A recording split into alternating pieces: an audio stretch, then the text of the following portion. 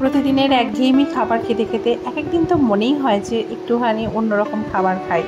আজকে আমার বর আমার কাছে আবদার করেছিল, ও যখন কলকাতায় থাকতো তো কলকাতাতে রাস্তার পাশে দোকানগুলোতে এক ধরনের স্পঞ্জ লুচি বানায়, সেরকম লুচি বানাতে। তো বন্ধুরা, আমি সোমা, দেখিনি আজকে আমি কিভাবে স্পঞ্জ লুচি বানালাম। দেখুন, একটা বাটির মধ্যে আমি 3 চামচ মতো ইস্ট নিয়ে হালকা গরম জলেতে আমি গুলে রেখেছি। এটা প্রায় মিনিট 10 গুলে রাখতে হবে। পরিমাণ মতো ময়দা নিয়ে সেই ময়দাটাতে আমি ওই ময়ান অর্থাৎ তেল আর নুন ভালো করে মিশিয়ে রেখেছি। সত্যি বলতে কি, আমি নিজেও খেয়েছি, এই লুচিগুলো এত সফট হয়, পুরো তুলতুলে হয় জিনিসগুলো খেতে।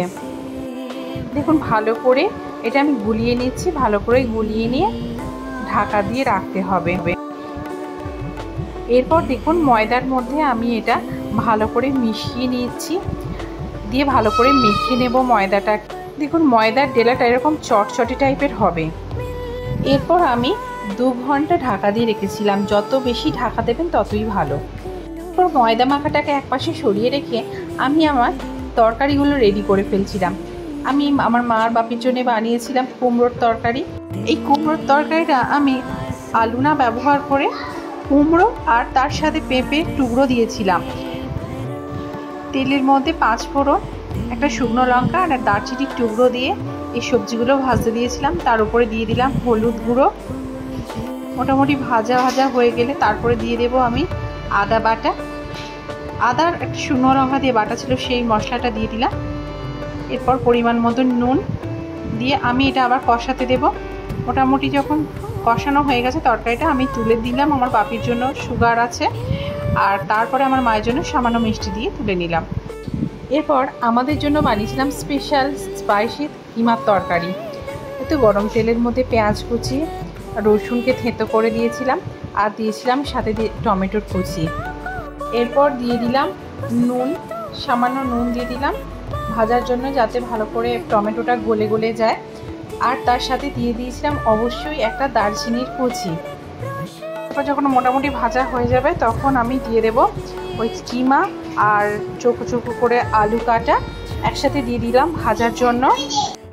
মোটামুটি ভাজা হবে ভালো করে। ভাজা হলে যত ভালো করে ভাজা হবে তেলের উপর, ততই এর টেস্টটা বাড়ে। এর সাথে দিয়েছিলাম 2 গোটা শুকনো লঙ্কা দিয়ে দিয়েছিলাম, সাথে দিয়েছিলাম আদা, ধনে, জিরে আর কসৌরি মেথি, এলাচ একসাথে বাটা, আর হলো হলুদের গুঁড়ো। এটা অবশ্যই কম গ্রেভি হবে, একদম কম, মানে ঝোল ছাড়া হবে।